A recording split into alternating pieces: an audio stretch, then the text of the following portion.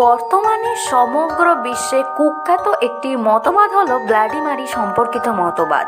আজও বহু মানুষের মধ্যে ব্লাডি ম্যারি রিচুয়াল প্রচলিত রয়েছে এবং এটি ট্রাই করে মানুষ ভয়ঙ্কর বিপদের মুখোমুখিও হয়েছে। আজও প্রায় সমগ্র বিশ্বে রাত 3টেকে অশুভ সময় মানা হয়ে থাকে। এই সময় অশুভ শক্তির ক্ষমতা দ্বিগুণ হয়। দুনিয়ার সমস্ত খারাপ রিচুয়াল এই সময়টিতে ট্রাই করা হয়ে থাকে।